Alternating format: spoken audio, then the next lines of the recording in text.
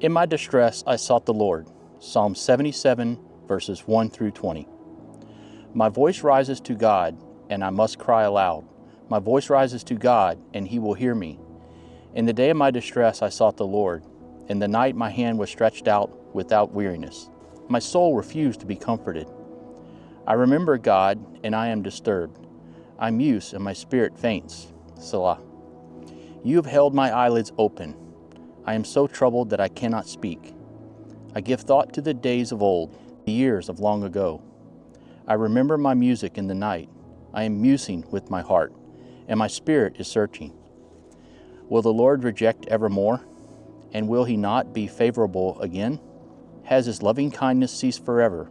Has his word ended from generation to generation? Has God forgotten to be gracious, or has he in anger shut up his compassion? Selah. Then I said, it is my grief that the right hand of the Most High has changed. I shall remember the deeds of Yah. Surely I will remember your wonders of old. I will meditate on all your work and muse on your deeds. O God, your way is holy. What God is great like God? You are the God who works wonders. You have made known your strength among the peoples. You have by your arm redeemed your people, the sons of Jacob and Joseph. Selah. The waters saw you, O God. The waters saw you. They were in anguish. The deeps also trembled. The clouds poured out water. The skies gave forth the sound. Your arrows went here and there. The sound of your thunder was in the whirlwind. The lightnings lit up the world. The earth trembled and shook. Your way was in the sea, and your paths in the mighty waters. But your footprints were not known. You led your people like a flock by the hand of Moses and Aaron.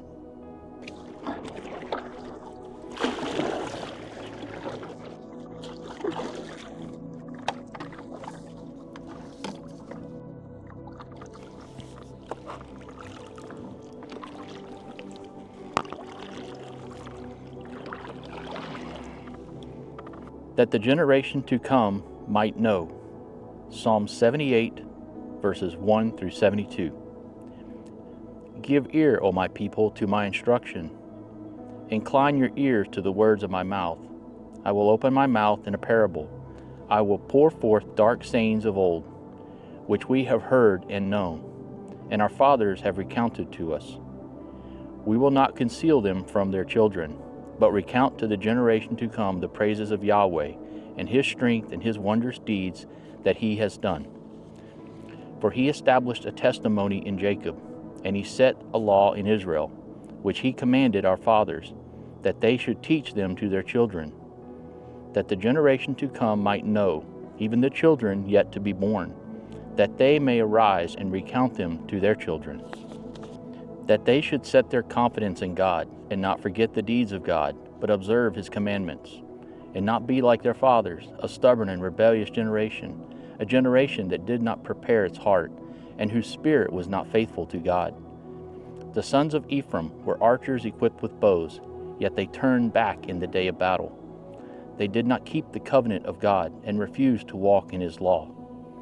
So they forgot his acts and his wondrous deeds that he had shown them. He did wonders before their fathers in the land of Egypt, in the field of Zoan. He split the sea and caused them to pass through, and he made the waters stand up like a heap. Then he led them with the cloud by day, and all the night with a light of fire. He was splitting the rocks in the wilderness, and so gave them abundant drink like the ocean depths. He brought forth streams also from the cliff face, and caused waters to run down like rivers.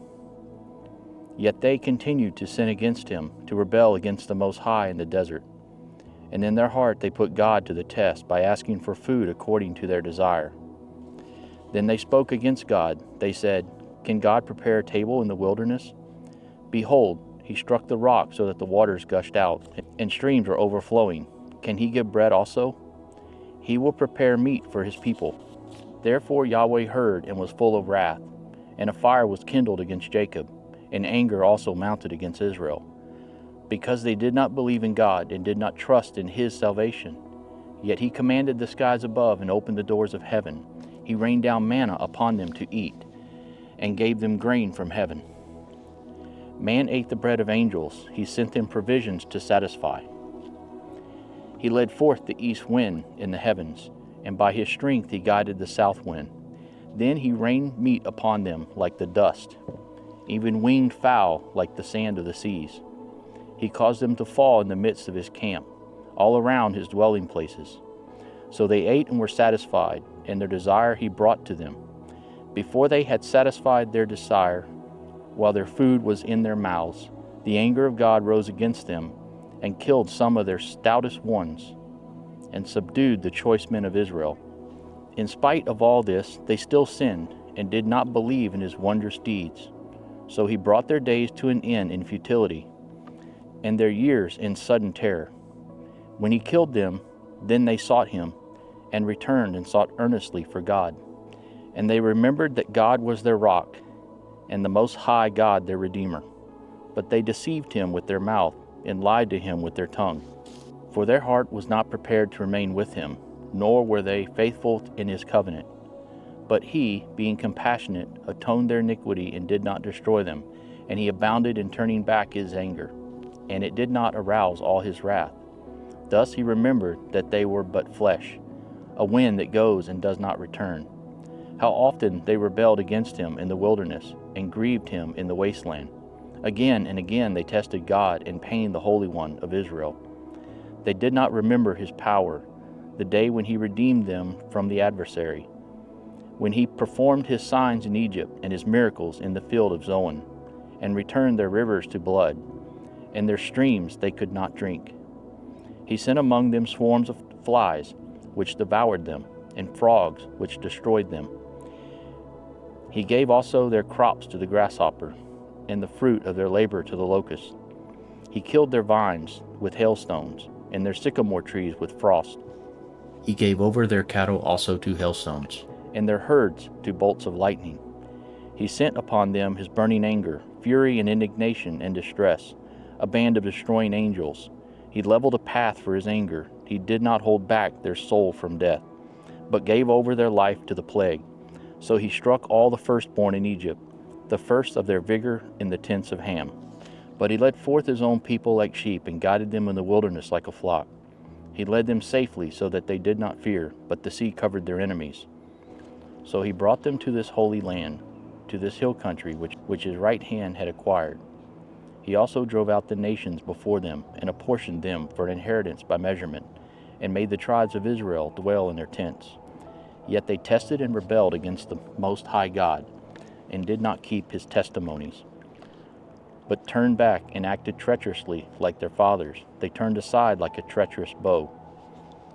For they provoked him with their high places, and aroused his jealousy with their graven images.